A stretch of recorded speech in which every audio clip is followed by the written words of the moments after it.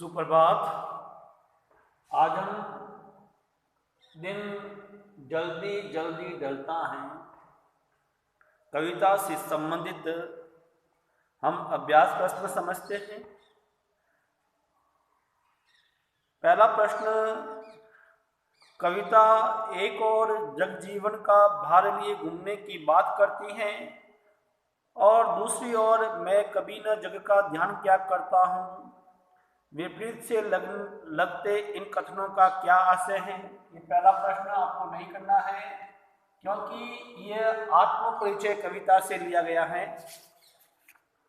दूसरा प्रश्न, जहाँ पर दाना रहते हैं वही नादान भी होते हैं, कवि ने ऐसा क्यों कहा है। दूसरा प्रश्न ये भी आत्म परिचय से लिया गया है, ये भी आपको नहीं करना है क्योंकि आत्म परिचय कविता इस बार हमारे पाठ्यक्रम में शामिल नहीं है। तीसरा प्रश्न है, मैं और जग और कहाँ का नाता, पंक्ति में और शब्द की विशेषता बताइए, ये भी आपको नहीं करना है। तीसरा प्रश्न भी ये आत्म परिचय से लिया गया है। चौथा प्रश्न है, शीतल वाणी में आग के होने का क्या अभिप्राय है।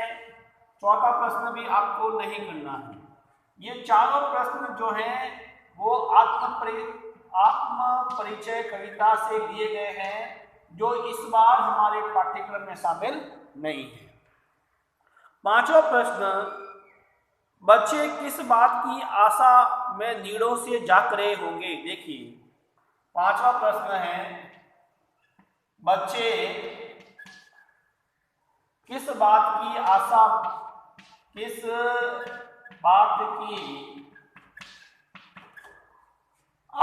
में नीड़ों से जाग रहे होंगे।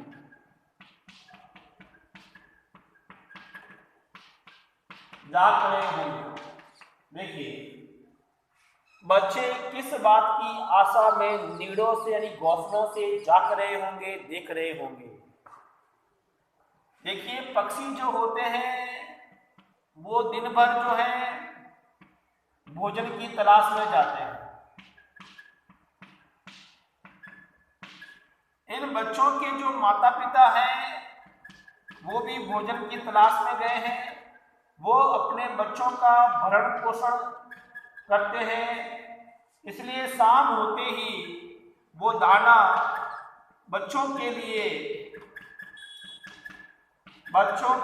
लेकर आते हैं।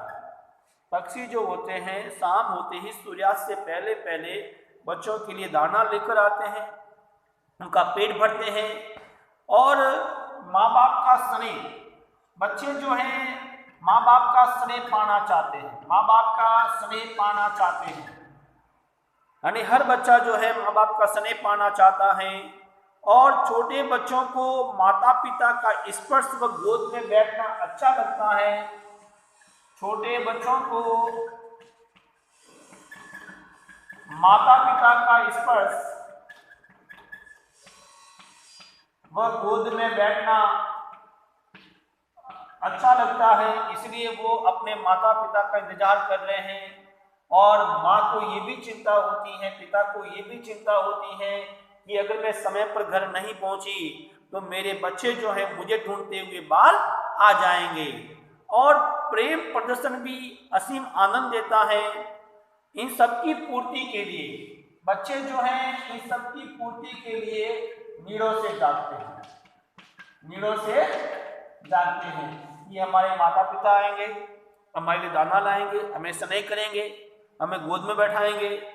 और जब वो माता पिता समय पर नहीं पहुंचते हैं तो बच्चे जो हैं माता पिता को ढूंढते हुए घर से बाहर निकल जाते हैं। कई बार आपने देखा भी होगा, बहुत सारे चिड़िया के बच्चे हैं जो है भ्रमित हो जाते हैं और नीचे गिरने के बाद वो वापस पेड़ पर चढ़ नहीं पाते हैं। तो ऐसी घटनाएं होती हैं। छठा प्रश्न हमारा,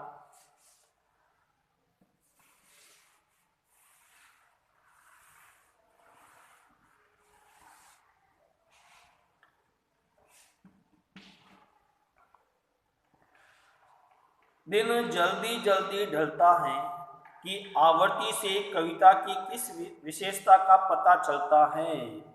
यानी लक्ष्य की तरफ बढ़ते मनुष्य को समय का पता नहीं चलता है। जो मनुष्य लक्ष्य की तरफ बढ़ता है उसको समय का पता नहीं चलता, समय का पता नहीं चलता है, क्योंकि वो निरंतर कार्य में लगा रहता है और पथिक जो है लक्ष्य तक पहुंचने के लिए आतुर रहता है। पथिक जो है लक्ष्य तक पहुंचने के लिए आतुर रहता है।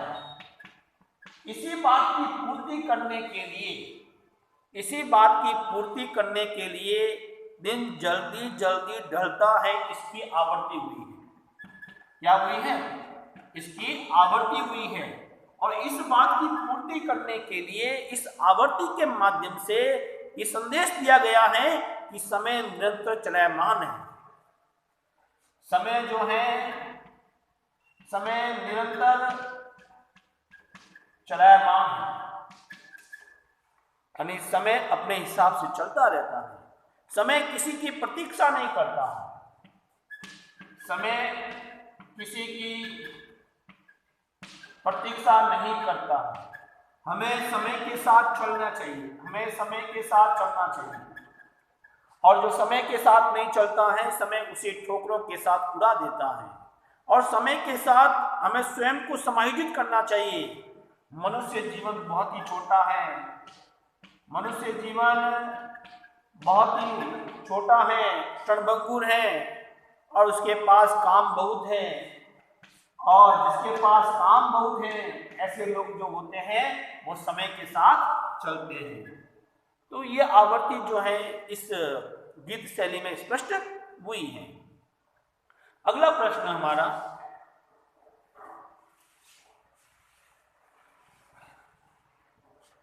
ये 5, 6 प्रश्न संख्या 5 और 6 ये आपको करना है। इसके बाद कविता के आसपास, कविता के आसपास में पहला, कविता के आसपास क्या है? संसार में कष्टों को सहते हुए भी खुशी और मस्ती का माहौल कैसे पैदा किया जा सकता है? तो देखिए, सुख दुख में, चाहे सुख हो चाहे दुख हो, उसमें समान भाव रखना चाहिए। देखिए, सुख आए चाहे दुख आए, दोनों में समान भाव रखना चाहिए। और मनुष्य को हमेशा संतुलन रखना चाहिए और उसके विचार जो है हमेशा सकारात्मक होने चाहिए। अगर सकारात्मक होंगे तो खुशी और मस्ती में वो आनंद से रह सकता है। और जब भी कष्ट आए तो हमें निरंतर कार्य करने चाहिए, क्योंकि निरंतर कार्य करने से हम कष्टों को भुला सकते हैं, हम कष्टों को भुला सकते हैं। ये सारी बातें, कष्टों को भुलाया जा सकता है। ये आपको नहीं करना है कविता के आसपास।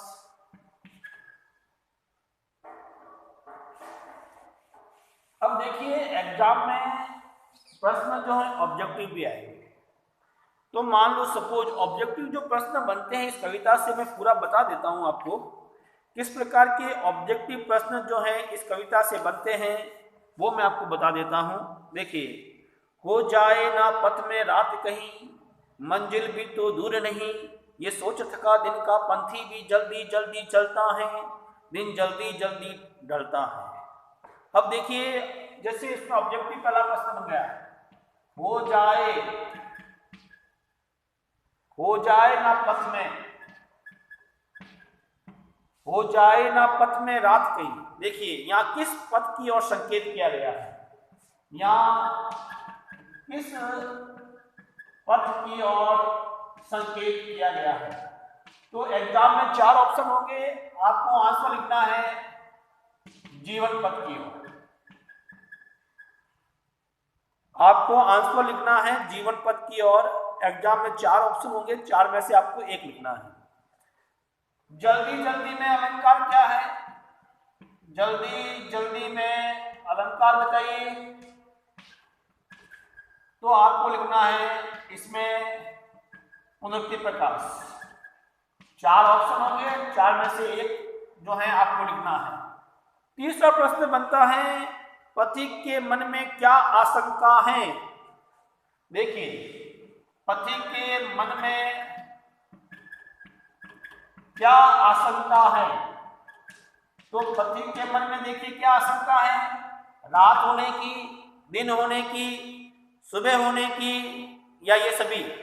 तो पथिक के मन में आशंका है रात होने की। चौथा प्रश्न जो है, पथिक के तेज चलने का कारण क्या है। देखिए, पथिक के तेज चलने का कारण क्या है। सिंपल सा आंसर है लक्ष्य समीप, लक्ष्य समीप। पांचवा प्रश्न, इस पद्यांश की भाषा कौन सी है। इस पद्यांश की भाषा कौन सी है, आपको ध्यान रखना है खड़ी बोली। खड़ी बोली सहज और सरल, खड़ी बोली सहज और सरल। यानी इस तरह से ऑब्जेक्टिव प्रश्न जो एग्जाम में आएंगे, 4 ऑप्शन आएंगे और मैंने आपको सीधे आंसर लिखा दिए हैं। अब दूसरा पैरा जो है, दूसरा पैरा से कौन से छोटे प्रश्न बनते हैं वो देखते हैं हम लोग। दूसरा पैरा है, बच्चे प्रत्याशा में होंगे, नीड़ों से झांक रहे होंगे, ये ध्यान परों में चिड़िया के भरता कितनी चंचलता है, दिन जल्दी जल्दी ढलता है। देखिए, तो जैसे मान लो प्रश्न पूछ लिया, इस काव्यांश के कवि, इस काव्यांश के कवि कौन है। सिंपल है, हरिवंश राय बच्चन, हरिवंश राय बच्चन। दूसरा प्रश्न फिर है, बच्चे इंतजार कर रहे हैं। देखिए, बच्चे किसका इंतजार कर रहे हैं, बच्चे किसका इंतजार कर रहे हैं, माता पिता। तीसरा, चिड़ियों के परों में चंचलता आने का कारण क्या है। चिड़ियों के परों में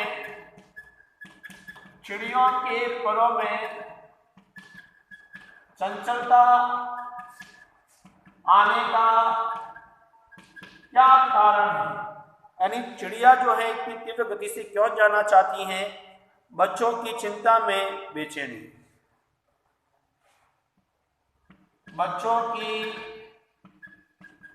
चिंता में बेचैनी। चौथा प्रश्न, इस अंश से किस मानव सत्य को दर्शाया गया है। तो मां के वात्सल्य को।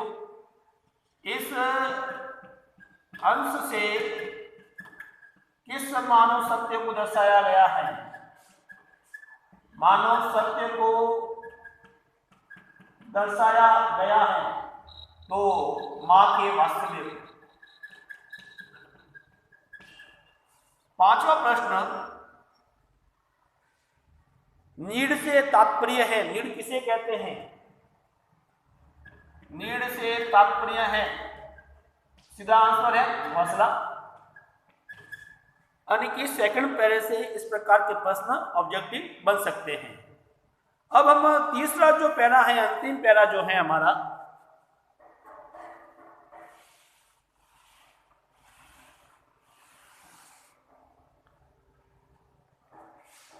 तीसरा अंतिम पैरा जो हमारा है, मुझसे मिलने को कौन विकल, मैं होऊं किसके ही चंचल, ये प्रश्न शिथिल करता है पद को, भरता उर में विहलता है, दिन जल्दी जल्दी ढलता है।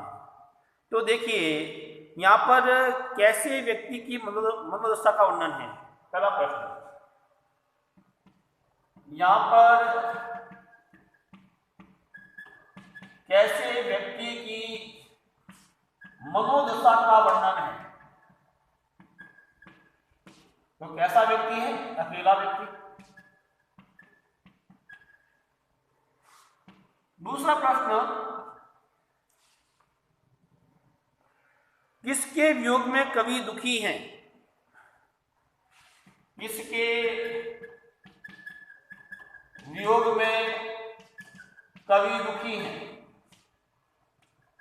प्रिया, पत्नी, प्रेमिका, कुछ भी हो सकता है। प्रिया आ जाए, पत्नी आ जाए। फिर पूछ ले, मान लो कवि का नाम, इस काव्यांश में कवि का नाम हरिवंश राय बच्चन। पूछ ले भाषा कौन सी है? खड़ी बोली।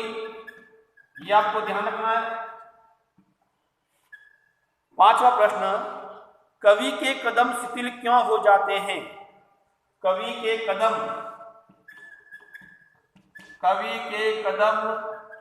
क्यों शिथिल हो जाते हैं? जैसे मान लो पहला ऑप्शन आ गया, वो अकेला है। दूसरा ऑप्शन, इंतजार करने वाला घर पे कोई नहीं है। इंतजार करने वाला कोई नहीं है। कवि के जीवन में उत्साह नहीं है। कवि के जीवन में उत्साह नहीं है। या फिर ये सभी। चौथा ऑप्शन आ जाए ये सभी। तो ये सभी जो है वो राइट है। ये सभी जो है वो राइट है। कवि के कदम क्यों शिथिल हो जाते हैं, क्यों रुक जाते हैं? अकेला है, सही बात है। इंतजार करने वाला भी कोई नहीं है। कवि के जीवन में उत्साह नहीं है, ये सभी। ये चारों ऑप्शन जो है वो राइट है। तो ये है हमारी कविता। इस कविता से संबंधित जो अभ्यास प्रश्न हैं और ऑब्जेक्टिव प्रश्न जो हैं वो आपको बता दिए हैं। अब हम इस कविता का जो उद्देश्य है, उसको समझते हैं। देखिए, ये प्रश्न ऑब्जेक्टिव जो आएंगे आपके सामने, प्रत्येक का कोई भाग होगा और प्रत्येक ऑब्जेक्टिव एक एक नंबर का आएगा। और अभ्यास प्रश्न में 3 नंबर का बड़ा आएगा और 2 नंबर का छोटा आएगा।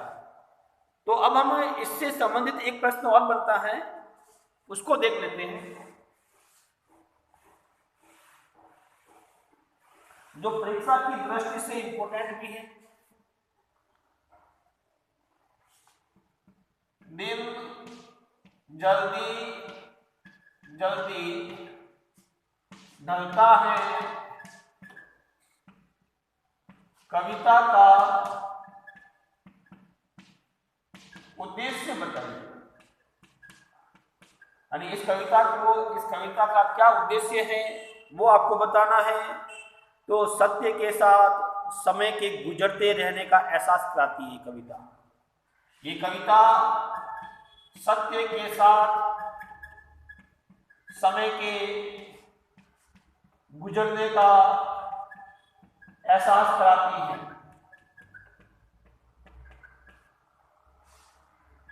यानी सत्य के साथ समय के गुजरने का एहसास ये कविता कराती है। और लक्ष्य प्राप्ति के लिए जज्बा आवश्यक है। लक्ष्य प्राप्ति के लिए जज्बा आवश्यक है। जब तक आप में संघर्ष करने की क्षमता नहीं होगी तब तक आप लक्ष्य प्राप्त नहीं कर सकते हो। और निरंतर प्रयास से ही सफलता मिलती है। निरंतर प्रयास से ही सफलता मिलती है। नंबर 4, समय के महत्व को समझना है। समय के महत्व को समझना है और समय के साथ कार्य पूर्ण करना है। इस तरह से ये कविता जो है ये समाप्त होती है। देखिए, एग्जाम में पूछ ले, मान लो 3 नंबर का ही प्रश्न, तब आपको लिखना है 2 नंबर का छोटा प्रश्न पूछा जाएगा। 3 नंबर का जो प्रश्न पूछा जाएगा उसकी जो वर्ड लिमिट होगी वो 50 से 60 शब्द होगी। 50 से 60 शब्द होगी। और जो 2 मार्क्स का होगा वो 30 से 40 वर्ड, यानी 3 मार्क्स 50 से 60, 2 मार्क्स 30-40 और 1 मार्क्स जो है वो ऑब्जेक्टिव पूछे जाएंगे। इस तरह से ये कविता जो है यही समाप्त होती है। हम अगले वीडियो में जो हमारी अगली कविता है उस कविता का भावार्थ हम समझेंगे। धन्यवाद।